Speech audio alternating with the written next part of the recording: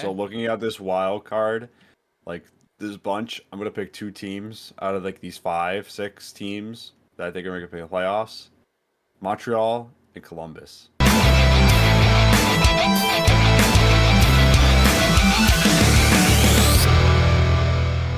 Today is Wednesday, January 15th, you beauties. Ladies and gents, welcome back to another episode from Checking From Behind Podcast. I'm Zach, joined as always by Preston. Preston, how you doing tonight? Doing good. How are you, Zach?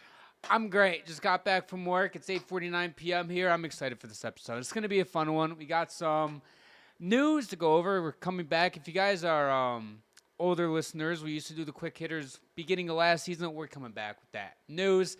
And the first wave of news, Tristan Jarry was placed on waivers. His stats this season: a 331 goals against, an 886 save percentage. And I saw something, Preston, about Jarry ended up allowing allowing a goal in his first 5 shots, 17 out of his 22 or 23 games that he's played this season. That's atrocious, dude. That's atrocious. Yeah, that's really wow. So are the Penguins riding with Bloomquist and Nedeljkovic right now? Then They have to. Jarry's unplayable. Jarry cannot play. watching Jarry play was mind-boggling because the Penguins last offseason, going into the 23-24 season, they gave him a 5x5 contract. I mean, I believe going into that, like when his contract was due, he had a pretty decent year the year before. I mean, I think it was an overpay regardless when they gave him the contract. So yeah, he played 47 games, had a 290 goals against average, 909 save percentage, like nothing lighting the world on fire, like serviceable numbers. I mean, I don't know if that would give me the confidence to give him a $5 million contract, but like a $5 million per year contract, but there wasn't really a whole lot of options in the goalie market at the time, and Kyle Dubas was trying to make do with what he could. I mean, I'm sure he regrets the contract No, now. it wasn't. Was it Dubas who signed it, or was it Yeah, Hextall? it was Dubas. Okay. Yeah. I mean, last year he was a little bit worse save percentage wise, pretty much the same goals against average wise, and then yeah, this year he's done. Like I don't know he's gonna clear waivers. No team's taking on that contract. I don't know I don't think Pittsburgh can get out of this contract right now unless he just doesn't report to the AHL. He'll report. He needs to get his head back. I think right now he has no confidence in his game at all. And like the fall off of Tristan Jarry was nuts because he had a pretty good career his first full season was 2019-20 where he played 33 games before that. He was good. Yeah, he was good. He was good every season until this season. Like, sure, there was a little bit of a decline in stats from 22-23 to 23-24, but it was nothing crazy. He only went down to save percentage points by .06. And, I mean, the year before in 21-22, he had a career year, 919 save percentage, 242 goals against. So it was looking promising. It looked like Pittsburgh the last 2-3 seasons maybe found their franchise goaltender. And, again, I thought the $5 million contract was atrocious. We ended up saying that multiple times on the podcast. But it was like their hands were tied, though. Tristan Jarry knew that the Penguins needed a goaltender. There weren't better options out there besides Jarry. And, I mean, last season, too, I know we trashed on Jarry last season about his poor play and everything. And then eventually down the stretch, Nedeljkovic took his job. But Jarry's stats compared to what they are now aren't that bad. Like now, they quite literally couldn't put him in the net because he couldn't stop a beach ball. And I think, like you said, a lot of it could be a mental thing too, where this could be. I don't know if I want to compare it to a Jack Campbell thing where this is just it's going to fizzle out. Campbell. I think Jack Campbell's just legitimately bad. I don't think Jack Campbell really had a serviceable season at best, maybe. I mean, he was okay in Toronto, but when he got to Edmonton, he was just really bad. I mean, he's having a good year in the AHL, but he should be having a good year in the AHL. He's like he was in the NHL at one point. And I think Jarry, this could be a thing with Jarry where just send him down to the AHL, let him just play, and then either he gets called back up or maybe, let's say 2 months go by, right? A month and a half. A trade deadline comes and the team's like, listen, we'll give you like a 5th or 6th round pick for Tristan Jarry, but we're not going to take on the entire contract. maybe we retain 25%, 35%, whatever is 50. And that could be a thing too where a team is just looking for a goaltender and they're like, listen, retain salary, we'll give you a draft pick for him, we'll take him on off your roster. That could be a possibility too. Now, I don't know what other options the Penguins have right now besides just I think they're gonna have to holding buy on him to out him. after this season. Do you have his contract pulled up right now or no? Or am I going? I can get it like in a second. If Because I it's wonder how much it costs to buy him out like per season. If it would be like tremendously like a lot of money, or if it's so just next year would be a $1.7 million cap hit. The year after that, they'd save money every year buying it out okay. because his cap hit's 5.375. So next year's cap hit would be 1.7, and then the year after that be 5, and then 4.5. Then it goes down to 800,000. So be tough for that second and third year, but the way I look at it is like if he was on the team, you'd be paying him that money anyway, and if he's that bad, I think you're better off just cutting ties anyway and just saving the money you can. Yeah, that's not a bad option if you're the Penguins. All right, moving on to another bit of news. Taylor Hall is reportedly open to a trade from Chicago. There's a few teams that we talked about that could possibly be in on him, like maybe a reunion with Boston, maybe Yeah, to don't get mad at us. We just came up with this like 10 minutes ago because I mean the news literally just came out today that he was like open to moving. So don't get too mad at us. We put this together pretty quickly. the Colorado Avalanche, the Winnipeg Jets, and the LA Kings. I love the LA Kings. I don't know if how many of these teams are gonna have the cap space. The Bruins and Avs, I know for sure. But let's ignore cap space for a second and just talk about like Taylor Hall going to a team like the LA Kings, like Winnipeg, like last season, they brought in Tyler Toffoli and Sean Monahan. Didn't help them get over the hump in the first round, but they played a disgusting Colorado team that was just overpowering. And I think the Winnipeg needs to understand that Connor Hellebuyck is playing the best puck of his career. And we'll get into him a little bit, but like that entire team is playing out of their mind. Kyle Connor, Mark Scheifele, and the rest of the crew. Were you going to say something? No. Okay. And then the Colorado Avalanche, they've struggled with depth issues and injury issues most of the season. Go out and get a guy like Taylor Hall. And then the Bruins, they need scoring. They're one of the worst scoring teams in the entire league. I think they're bottom 12 in the league in scoring or something like that. So with the Bruins being on the fringe of the third Atlantic spot and a wild card spot, go out and get a veteran guy that can play on your power play unit that's been one of the worst units in the league, that can go out and provide some scoring help. It doesn't need to be a flash in the pan. He doesn't need to give you a point per game or like go back to his MVP self, but just give you a boost, right? A guy that's already familiar with a lot of guys on the roster. Get some veteran leadership for some of your young guys and insert him in the top 6 and see what he can do. Like, that's not a bad idea. I mean, at this point in Taylor's Hall career, I know he's not having the greatest season. I don't know if that's it's probably effective him being on the Blackhawks because everyone on the team's not having a good season. Mm-hmm. So I'm not gonna hold that against him too much. But I feel like I don't know how much he'd go for. We were saying before we got on maybe a second. I don't know. That might be a little high. I think it might have to cost a 2 if Chicago is going to retain salary. And pretty much for any of these teams to be able to trade for him, they're going to have to eat salary. So I think the team that would make the most sense for him to go to would be a team like Colorado. I think that can really use the scoring depth. You can plug him in on that second line, play him on the third line if you need to. I think Winnipeg would be a lot of fun too. This would kind of remind me of when they got acquired Tyler Toffoli last year. I thought he was really good for them. I mean, they brought in Toffoli and Sean Monahan.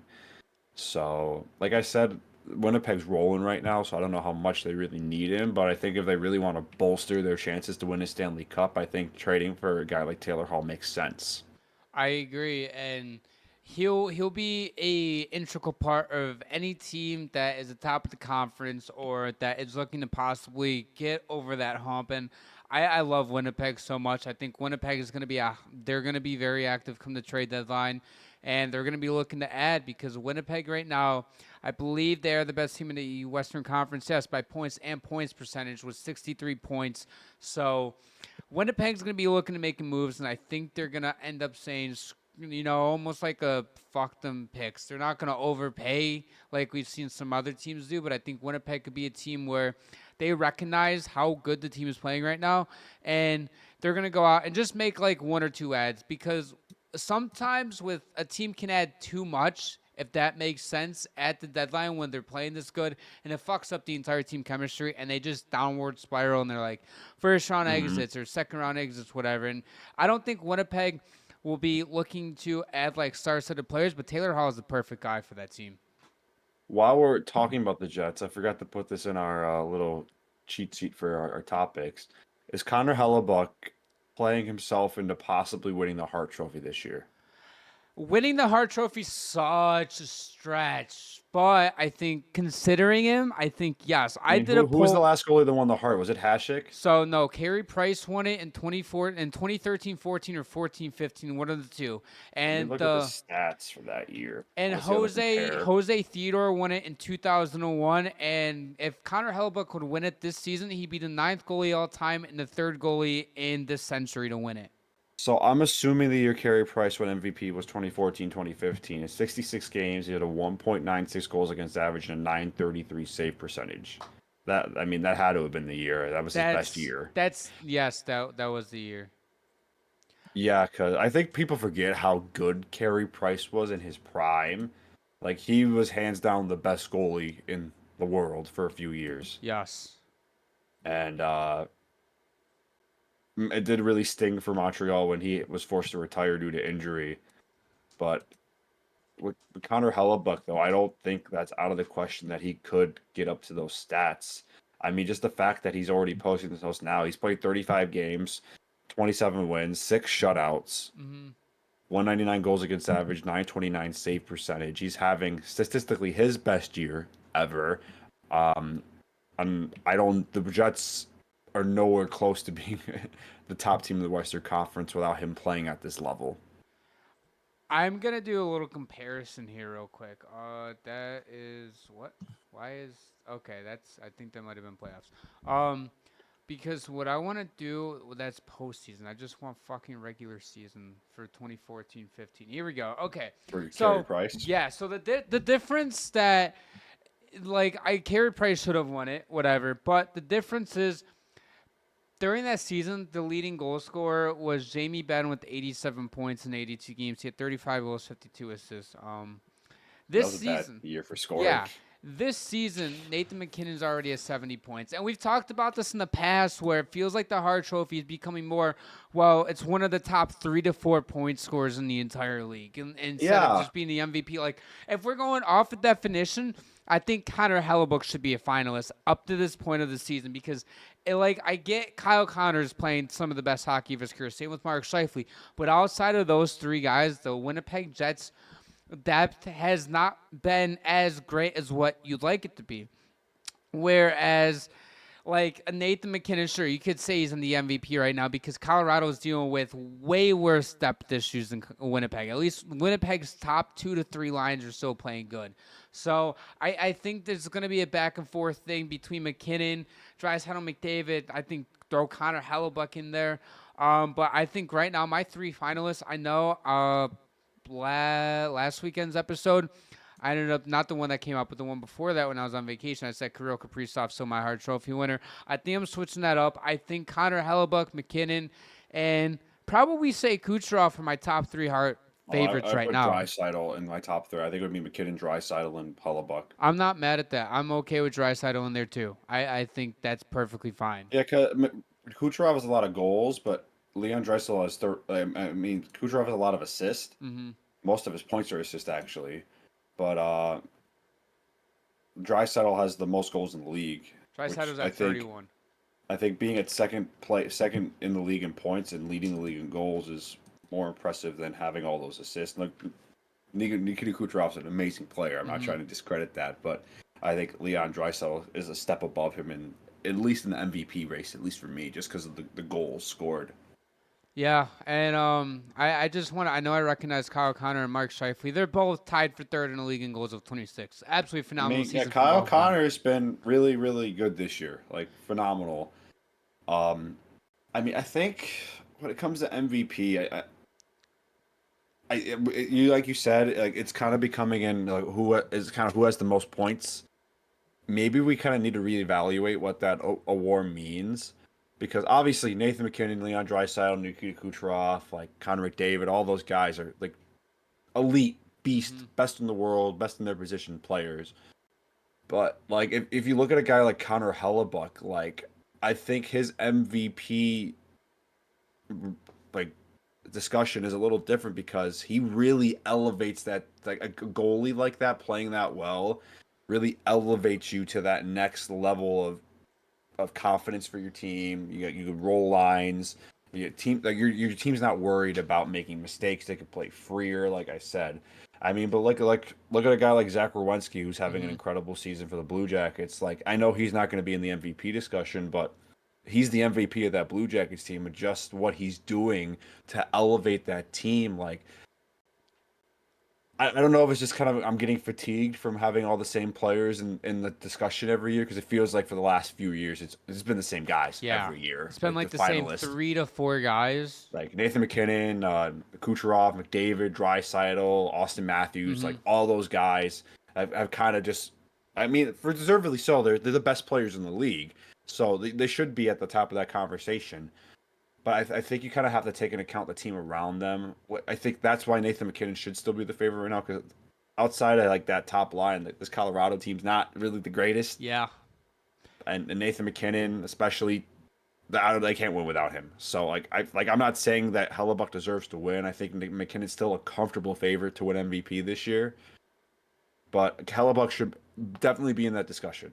Yes, in Hellebuyck right now, top three. And like when you talk about like a team like Colorado, for example, like the three guys, McKinnon, Rantanen, and Kalmakar. Those are the three Mhm. guys that keep the train running. If they're on their game, Colorado's almost unbeatable. That's how good they are. And we always Yeah, they could talk. take over a game. Yeah. Exactly. We always talk about how Nathan McKinnon is a hard favorite, or he's always in the conversation no matter what, as long as he's on the ice. What about Mikko Rantanen, who just puts up 40, 50 goals a season at this point? What about Cale Makar, that's putting up 90-plus points as a fucking defenseman, by the way? Like, I love Nathan McKinnon. And maybe, like you said, maybe it's just us being fatigued from having the same guys. But, like, give some love to these guys like Mikko, like Cale Makar. Sam Reinhart is on pace for another 50-goal season, too. Like, I'm not saying these guys should go out and win the Hart Trophy, or all of them should be finalists over guys like McKinnon, Draisaitl, Hellebuyck, Kucherov.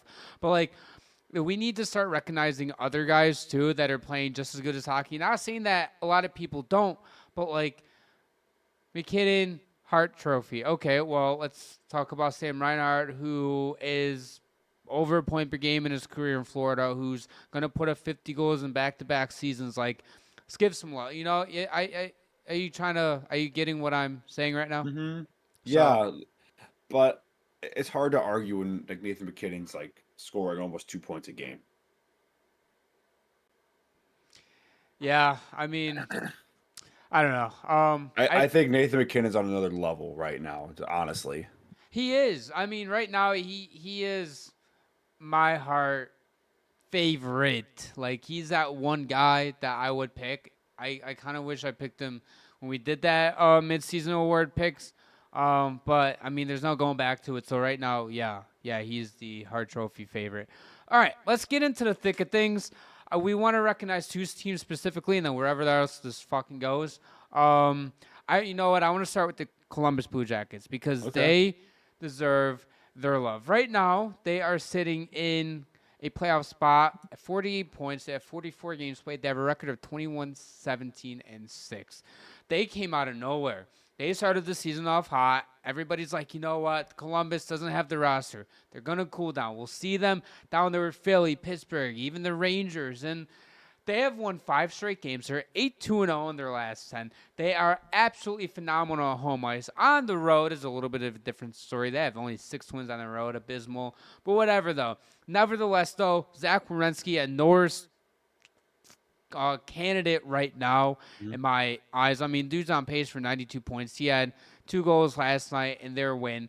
So Columbus is looking like an absolute wagon, and Marchenko is on pace for 85, 90 points. He's a wagon too. I mean, I think the three guys that have really defined this Colorado. I mean, not Colorado. Columbus team. Sorry, too many C's. You're good. Like Zach Werenski, Kirill Marchenko, and Sean Monahan have been like point per Yes. game players. I mean, was there even ever a time where like Columbus had 3 point per game players on a team at one time? I can't even think of that. Like I know they had Three. Rick Nash for forever, and he was always great. They had Panarin. Not sure if Seth Jones was a point per game guy when he was in Columbus with Panarin. No, he wasn't. Um, may, maybe when Panarin was there, but outside of that, though, no, not off the top of my head because they didn't really have strong teams with Rick Nash, anyways. Um, I maybe don't. like I'm pretty sure the answer is no because I'm looking back at some of their older teams and I mean, the answer is no. The answer is no. The answer is no. yeah. I think it was always like they always had like yeah, even when Panarin was there, like I really think they regularly had like a point per game No, player. they didn't. So and they're doing this despite pretty bad goaltending because their goaltending, Elvis Merzlikins is their starter, sub 900 save percentage. I mean, just look at their goal differential. Like they kind of remind me like of the Buffalo from a few years ago, Detroit, Ottawa. Like score a lot of goals, can't keep the puck out of their net, and that's exactly what Columbus's problem is. They have 152 goals for and 153 against. So, So they've scored the fourth most goals in the league, yep. and they've allowed the fourth most goals in the league. That's not a winning combination. This is the thing with some of these teams that score a lot of goals, like the teams that you listed off from the past couple seasons. If they were just even below average in goaltending or goals against, they would be comfortably in a playoff spot. Yeah, I mean, Like but that. you're That's the always in a lot. difference. They're fun to watch because they're always in a crazy game. Yeah, this is Detroit from last year, Buffalo from a year before. Like the Blue Jackets are a nice story, and I'm not saying that they're gonna completely miss the playoffs because their competition, like in the East, honestly, is atrocious. Like Ottawa's getting Linus Allmark back soon. Hopefully, they've won 3 straight. You have a Boston team that has won 2 straight, but I like mean, Montreal's surging right now too. Montreal is one of the best records since Patrick Laine ended up started playing for them, coming back from injury in the middle of December. No, that team like they're playing hard right now. They've been really good. They look really good. Like I think the 4 teams that we just listed off are going to be the 4 teams in a that are really going to be fighting for a playoff spot. I think Philly falls off, Pittsburgh falls off. The Rangers are slowly but surely crawling their way back up, and we'll get to Detroit in a little bit. But I do think that Columbus, great story. If they honestly, I would love for them to make the playoffs over Well, like that would be awesome. I mean, I think they get their they would butts get beat in the annihilated. first Yeah, round, yeah, but they would. look, like we said, the Eastern Conference wild card race is kind of insane. Like you have Boston in the first spot right now. They've played 46 games. That's most out of all these teams in that wild card Hmm. conversation. Like they're tied with Tampa Bay right now for points, but Tampa Bay's played 4 less games than them. So you have to imagine Tampa Bay would build up at least a 2 to 6 point cushion on them. Yeah. And that, I mean, but Columbus is 1 point behind Boston. Ottawa's 1 point behind Columbus. Montreal's 1 point behind Ottawa. Then Detroit's 2 points behind Columbus. I mean Montreal, Phillies, and so is Philly, and so is Pittsburgh. And Rangers have been playing somewhat better lately. They're not out of the conversation No, yet. they're not. I'm saying the Sabres are not in this conversation anymore. I think the And the Sabres and the Islanders are Island. like right on the edge of like, yeah, we're not going to discuss them when we're talking about playoffs anymore. The Sabres are completely out of it unless they rattle off 13 straight wins They pretty somehow. much have to be like perfect for the Yeah, rest of the yeah, year. pretty. They have to be on like a 100-point pace the rest of the year, even have a sniff. And then the Islanders are, I guess, 1 3-game losing streak from me saying that they're completely done, or 1 3-game winning streak to be you know what, they have a shot at this. So the Islanders are on the brink. The So East, I'm just gonna ask an honest question right now about the Blue Jackets. Do you think they're going to the playoffs. okay, you think they're a No, playoff I'm team? just kidding. No, I think they missed just by a hair, and the reason being isn't because I think they don't have the firepower or roster to, because we just talked about that they have the top guys to do it. But what you mentioned, goaltending, I think goaltending is eventually going to catch up to them, and this is going to be a Detroit Sabres situation like we brought up multiple times. I think the one thing that Ottawa has over them is that elite goaltending. And maybe even if they, let's say Allmark wasn't an elite goaltender, for example, let's take that away from Ottawa. And even if he was just above average, like that's still a huge advantage over porous goaltending that Columbus has. And I think Ottawa has the roster to be able to get it done. With them only being 1 point back and 1 game in hand, they have a higher points percentage. So Ottawa doesn't have a ton of leeway and laying in their hand, but I think that Ottawa has enough to get over the hump. And if we come, let's say, end of March, right? And they're both of these teams, let's say they both have like 73, 74 games played at that time, whatever. If you have both of these teams within 1 or 2 points of each other, I'm taking Ottawa there. I would love to see Columbus end up getting in the playoffs. I would love it, but I just don't think that they're going to have enough. And if there's any Columbus fans that are listening or watching this right now saying, oh, we've been doubted all season and everything, this and that, that's fine. I want you guys in the playoffs, but I just don't think it's happening. I'm going to say something a little wild right here. Okay. So looking at this wild card, like this bunch, I'm gonna pick 2 teams out of like these 5, 6 teams that I think are gonna pick the playoffs: Montreal and Columbus. The second that you said you were gonna say something wild, and you said the wild card, I knew you were going there. I knew it. That's a little bit of a hot take, but I love that. I love that. That's not out of the question. I want to see fun teams in the playoffs that are going to make the playoffs and not have a care in the world. It's like, I'm happy to be here, man. Like, you thought we were going to suck this year. Fuck it. Let's go upset the Panthers in the first round. Like, what do we got to lose? Listen, I love that idea. Like, listen, Jimmy, we love you on this podcast. Fuck Boston. They can be out of I'm sick of Boston. I mean, I'm not going to hide that I hate Boston sports. We're Buffalo guys. We have a deep hatred for the New England Patriots and the Boston Bruins. It's just in our blood. And fuck the Celtics because, fuck I don't really care about basketball, but yeah, fuck the Celtics. I don't really care about baseball either. It's sad because, like, sitting here as Sabres fans and we're like, fuck, the Blue Jackets and Canadians are about to make the playoffs before the fucking Senators and Red Wings and Sabres. I mean, the Senators have I think, the best chance out of all these teams in this wild card conference. I just wanted to say a hot take. I love it. I think, realistically, Ottawa, out of all these teams, is the best chance to be a playoff team just because of the Linus Ullmark effect. I mean, we'll see how good he is when he comes back healthy. I mean, they're on a 3-game winning streak right now. They've been kind of dicey in their last 10. But they are a much better team when Ullmark plays. So I think that would be enough to put them above these teams. I hate saying it, but Boston still has a good chance to make it. I mean, Detroit, with the way they've been playing lately, you never know what can happen. But if I had to pick, realistically speaking, like, throw out what I just said out about Montreal and Columbus, that was just me being stupid. Realistically, if I had to pick one out of like these, let's say 7 teams, like I'm going to throw Pittsburgh, 8, I'll put the Rangers into my 8th team. If I had to pick one out of these 8 teams that I would like almost lock for the playoffs, would be Ottawa. I think Ottawa could be a lock. I think Boston's up there. Call me crazy. If New York can turn this thing around, which I think they can, fucking call me crazy. Throw in Boston and New York. I would hate that with the passion because it'd be the same 8 teams outside of the Devils. And they would who would they be replacing? It would be the Islanders. Yeah, the Islanders. Non-playoff team right. From they the somehow year snagged before. the 3rd spot in the Metro Division, something, whatever. I think that's worst case scenario. But I love the Blue Jackets and Canadians, and I want to have fun playoffs with different teams. I'm sick of seeing the same damn teams in the playoffs every year. You know what I would absolutely love before we move on here? I would love to see the 8 teams in the Eastern Conference. This is me, like my ideal playoff teams. Toronto, Ottawa, Detroit, Buffalo. That's 4 teams. Columbus, Ottawa. That's 6 teams. Washington, New Jersey. That's 8 teams. I think you said Ottawa twice. Did I say Ottawa? Okay, then throw in Carolina. I mean, that would be the most wild playoff bracket ever.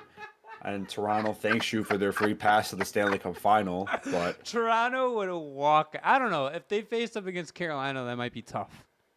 I think they're better than Carolina. Really? I think if Toronto's gonna have a year to go far in the playoffs, I think this is the year. This is their prime opportunity. This feels like the only team, if I'm Toronto, that I'm sweating about is Florida. That's the only team I'm sweating about. And they're not making the playoffs in my bracket, so. Yeah, no, true, but in the actual bracket though, yeah, the Florida, they're sweating. Like Florida's disgusting. I think if Toronto, Florida second round is in the prophecy for this season, I think it's going to happen. Who knows? Maybe it turns out better for Toronto fans, and maybe they upset the Panthers. I don't know. That'll come around when we They do a got to slay prediction. their demons. That you each team that can never get over the hump, you always have to face that one team that you can't get over the hump. I Toronto, mean, it would be poetic if Toronto, if this would be your first round they play Boston, then second round they play Florida. Like those are the two teams that have they can't beat. and then they play New Jersey in the Eastern Conference Finals and lose 4-0, and New Jersey goes on You and wins the mean cup. you mean the Columbus Blue Jackets? Oh, you're right. You're right. My bad. My bad. My Yeah. bad. As long as Columbus doesn't fall in the Atlantic bracket. Well, yeah. I mean, Columbus is part of those demons too. They beat him in the Oh, fucking play-in turn that's thing for the true. COVID Absolutely bubble. killed him. PLD was looking like prime Austin Matthews. Yeah. All right, let's pivot over to another team in the East that we briefly talked about, the Detroit Red Wings. With Todd McClellan, I think they're 8-2 at the moment. They lost their first game. They went on and won 7 straight, and then you lose to the fucking San Jose Sharks last night.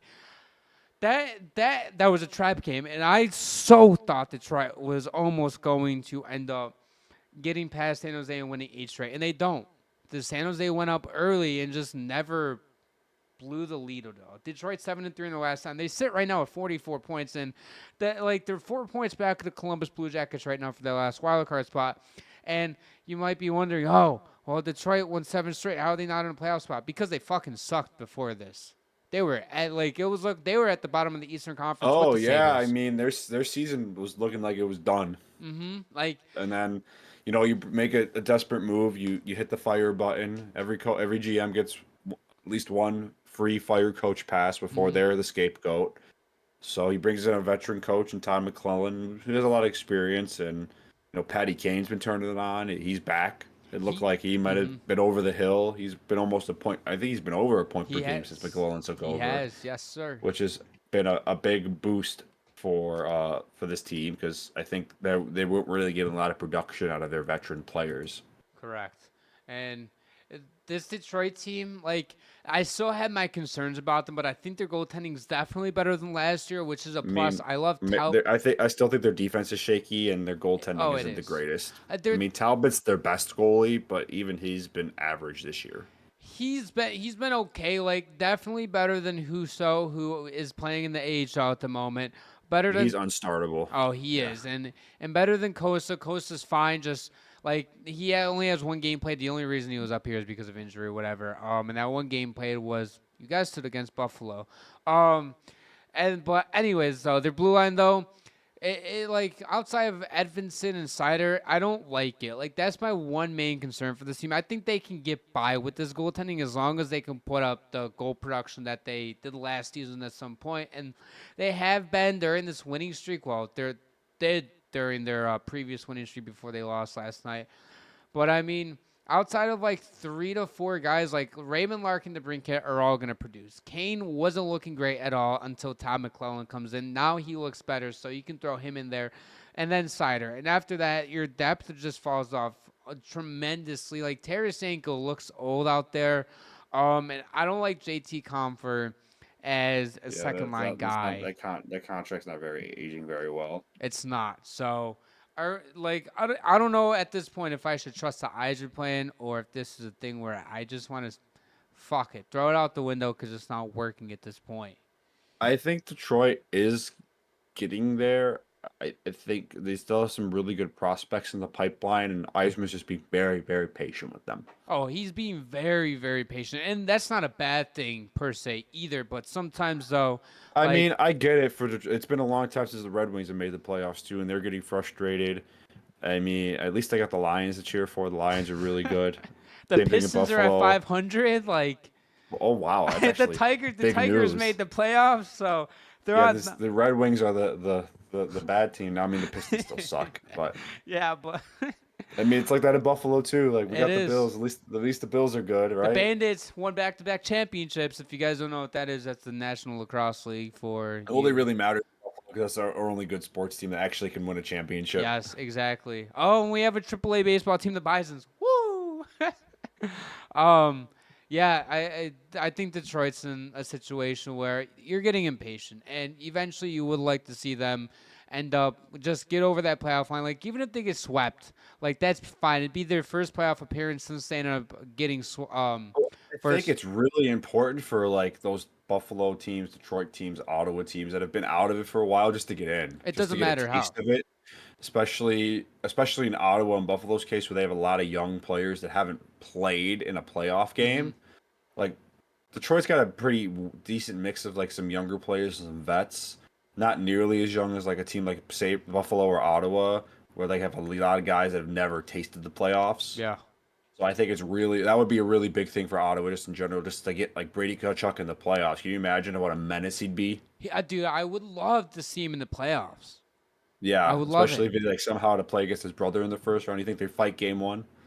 You know what? Opening draw, fucking drop it. Why not? Give us some That would be entertainment, intense. Whenever they'd be out there together, that would be intense. Like dude. they would like legitimately headhunt each other. Just watching them in the regular season, man, they're competitive. They're some of the most competitive guys in the entire league. Like the perfect hockey player is honestly Matthew and Brady Tkachuk. Now, I will admit, Brady Tkachuk can throw a fucking fit when he's losing and be an absolute bitch.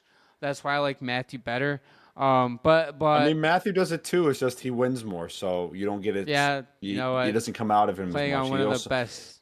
I mean, he was on good teams in Calgary, and then he goes to Mhm. Florida. Immediately goes back two Stanley Cup Finals in a row, to Stanley Cup champion.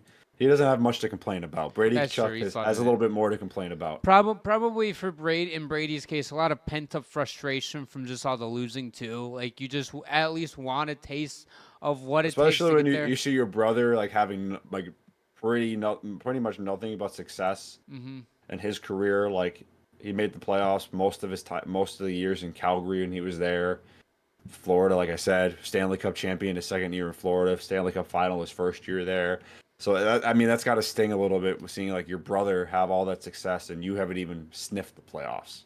And see Matthew stand on the ice after the Panthers won the cup last year, like just hoping that he even tastes the playoffs and like hopefully gets I'm and sure wins he's the happy cup. for his brother, Oh, but I'm of sure there's a part of him course. is like, "Fuck you, dude! I want that so bad." Dude, an Ottawa Florida series would be nuts. That would be a fun first round. I really do think it'd be fun. I think it'd be very physical. That would be. I think Florida would punch them in the mouth, and that's I no think so shade at too. I Ottawa don't think though. Ottawa would be afraid to punch back. I don't think No, they'd be afraid of I him. especially like Brady Kachuk would have those guys fired up, Oh and yeah. even like having a Claude Giroux on that team would be huge too. Um, And in that playoff series, all the pressure would be on the Panthers oh, because, a like I thousand said, percent. like team like Ottawa, Columbus, Montreal, Detroit, like you make the playoffs, like go have fun. Nobody thought you'd be here. You're playing with house money at that point if you're any of those teams in Florida. Florida coming off of back-to-back finals appearances, they're the defending Stanley Cup champs. Like, what if they go out and fucking lay an egg? Now, I don't think Florida will, but it's always a possibility. Like, you don't have a series guaranteed win. Like, Like I think if Boston makes the playoffs, even if they're a wild card too, I still think there's pressure on a team. There's always pressure yes, on the Bruins, yes, especially with the last few seasons they've had and the disappointments they've had. Like even if they're a wild card too, they make the playoffs the last day of the season. There are expectations. There is significant pressure on that team. Like with the other teams, like there's not really any pressure. I think if Pittsburgh somehow found a way to get in, I think they'd have some pressure. Like it's Sidney Crosby win one more cup. I mean, I don't think Pittsburgh's a playoff team anyway, but yeah, I'd like to see one of these young gun teams get in the playoffs. Like Philly, I think would be a lot of fun too. We'll see what happens. It's going to be a wild ride. These last few months of the season are going to be really interesting to watch for this wild card race. I know we talk about it all the time, and you guys are probably sick of hearing us talk about it all the time, but it's like way too interesting to not talk about because you have these teams that are all bunched together. And it's crazy. It's been like this all season, which is the crazy part. Because normally, right this time of year, teams start to kind of pull away from the pack a little bit. What was it like a few years ago where like we pretty much knew all the playoff teams by like the deadline? yeah. Like there was a pretty significant gap between like wild card two and like the rest of the And teams in the are you conference. talking about was that 21-22 or 22-23? Because I know 22-23 had Pittsburgh. No, that came. I mean, that was pretty much down to like just 2 wild card spots. We knew all the other teams pretty much. They were Yeah, like because never. It was because just a matter of seeding. But yeah, yeah, those two well, wild card team 22, spots. 23 was between Florida, Buffalo, and I think Pittsburgh were the only three teams that were Yeah, it was all really in within a it. point of each Yeah. other. Yeah, I mean the Islanders kind of pulled a little bit ahead. Mm-hmm. I mean they made the playoffs by 2 points. No, it was 21-22. Yeah, Okay. because wild card two at 100 points, and then the next closest team at 84. Like there wasn't really a discussion about Oh who's my like God. we. Yeah. Yeah, it was like yeah, it was bad. It was I more interesting in the Western Conference. But in the East, yeah, it was boring because you pretty much like, okay, these are the playoff teams. We knew it for like the last 3 months of the season. Oh yeah, I remember the Western Conference race between Nashville and Vancouver specifically because I remember Vegas was in Oh, it until one of the last weeks. Vegas, like, because their whole team got hurt Mm-hmm. and they were like down to like their third string goalie, and yeah, they because they like choked themselves out of a playoff spot, and then Nashville it made and Dallas had a crazy run. I remember they went to like a freaking like 12 round shootout against Vegas to make the playoffs that year. I remember watching that because we were all I hate watching Vegas because that was Jack Eichel's first year there, and we were all Yeah. happy. He's like, yeah, he didn't make the playoffs, fuck you, and then he wins a cup next year. 22, yeah, 22, 23 was like I explained it. And then last season, like looking at the final standings last season, like you look at Washington, Detroit, and like maybe Pittsburgh, but like up until like the last 3 weeks of the season, you had a cluster of teams between Hmm. Buffalo, Philadelphia, Pittsburgh, Detroit, and the Capitals, all Well, within like last Philly two. choked. Philly should have made the playoffs Dude, last they year. They were like collapsed the they last were 2 weeks of the first place in the season. Metro up until I think the end of January. It was bad. Their You know, collapse they was bad. collapsed. I mean, they had a certain guy on their team that got kicked off the team, and that kind of cascaded down to the whole He was team. having a career year. Not gonna say his name, but you Yeah, know who I'm talking yeah. about.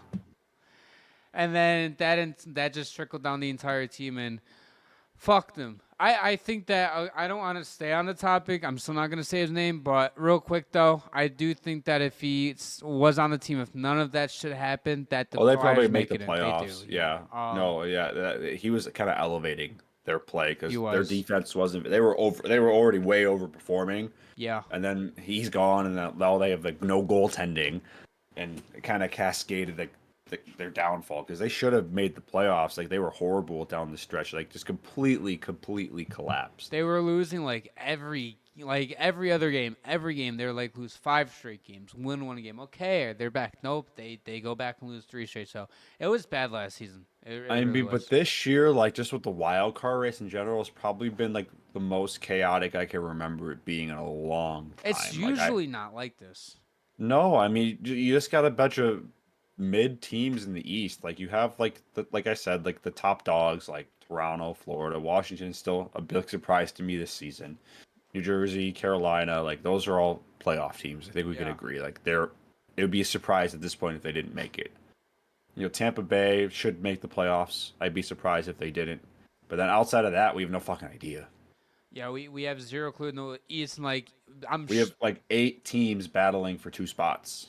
Like they're all within striking distance of each other. you Like know what realistically. you know what I'll bet what happens in the Eastern Conference is that we are gonna see by towards the beginning of March and like middle of March, like after the trade deadline, we're gonna see probably 2 or 3 teams fizzle out and just start losing games. If like every other team in the East isn't losing games like it was last season. What we've seen typically when that happens is so like we'll have like a team like Columbus go on a hot streak, right, and build Mm-hmm. up maybe a little bit of a cushion in that wild card spot. Then they shit the bed, and then Montreal goes on a winning streak. They get up in that conversation. They fizzle out. Then Detroit goes on a hot streak. They get up there. They fizzle out. Pittsburgh, Philly, like it's a cycle. It just keeps going over Every and over and over again. Like no team wants to just pull ahead. You know what is crazy to think about is that if Buffalo doesn't lose 13 straight games, if the Oh, they're I in this. They're if, definitely in this not conversation. not only Yeah. that, but also if the Islanders have just won 1 to 2 more games, like you're having 10 teams battling out for 2 wild card spots. Come on, dude, and it like. I don't know if the Islanders have gone on any big losing streaks. Like I don't follow them nearly as close as I do with Buffalo, but like Buffalo wins like 4 more games out of those 13. They're in this thing. Like the Islanders, like the Rangers have been bad and they're still in this thing. Like It's just like you said, it's a continuous cycle, and I wish the Western Conference was like this too, because I want to give some love to the Western Conference, but there's just nothing to talk about in the West.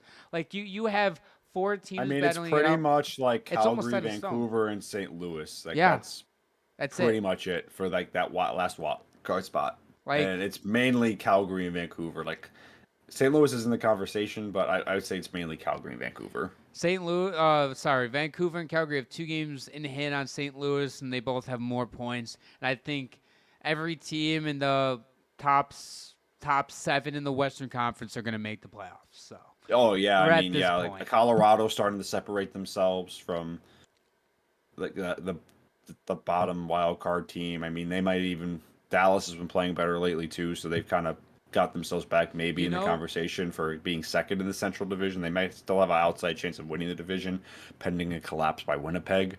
you know what? If I'm okay, this is gonna suck if you're the team that ends up finishing with it the second in the Western Conference.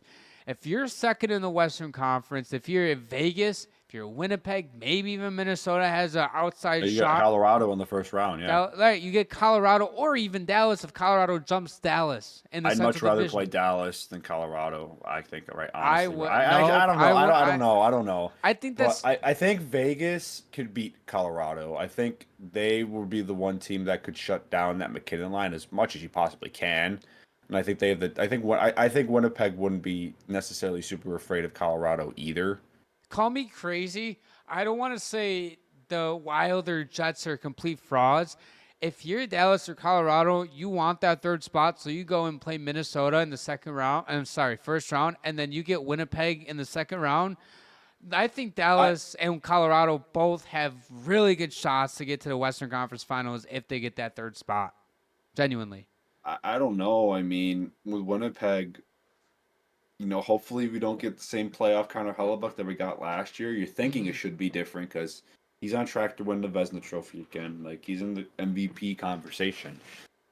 It's just I, they haven't the last few years they've completely collapsed in the playoffs. I think Winnipeg would like to not have to play Colorado. You really want to play like a Calgary or a Vancouver instead. I think that kind of almost guarantee, especially if you play Calgary, I think you have a really good chance of making it to the second round. And you hope that Colorado's in that Pacific bracket, like Hmm. they stay in that wild card one spot. So maybe if you don't, because I think Winnipeg, I don't know. I think Dallas would be an interesting series against the Jets too. I mean, the Jets, the whole Western Conference is kind of interesting, especially in that Central Division with those 4 teams. This, I think everything's interesting in the West regarding the 7 teams that we've talked about. I Yeah, mean, the West is just so different because like we can already kind of like we already kind of know who the playoff teams are. Like yeah. we're not having a debate about which of the 8 teams in the conversation have a chance to make it. Like I agree with you. I'm pretty comfortable in saying that the teams like in like the top 6 spots are probably going to be the teams in the 6 spots at the end of the year. The only thing I could really see changing is wild card 2. And I would say Vancouver has a better shot than Calgary with that I second think spot. Vancouver is a better team than I Calgary. think It's so, but just Vancouver Vancouver's isn't got to get their playing shit like it. together. Yeah, Yeah, they they're got. they're It's not that playing like it. simple. I think, yeah, Calgary. I mean, we were both wrong because you said Calgary was going to be the worst team in the league. I said Columbus was. I mean, we were both pretty wrong. Pretty wrong. Yeah, I mean, pretty we should have wrong. just gone with the obvious one and said Chicago because We, everyone knew they were going to we suck. should. But that's boring. Yes. Give us some entertainment. Just say, fuck it. You know what? The Colorado Avalanche, you are going to be the worst team in the National Hockey League. Like some type of shit like that. Hmm. That was, Yeah, you know. it's gonna be a fun ride. So if you're sick of us talking about the Eastern Conference wildcard race, I'm sorry. You're gonna have to deal with it until the playoffs start. I'm enjoying the talk. Anyways, what were you going to say something? No. Okay. It's going to end it for today's episode. If you guys enjoy all of our content, all of our socials are down below as well as the subscribe button. If you guys are listening on Apple and Spotify, head over to our YouTube, subscribe there for more exclusive content. See you guys in our next episode.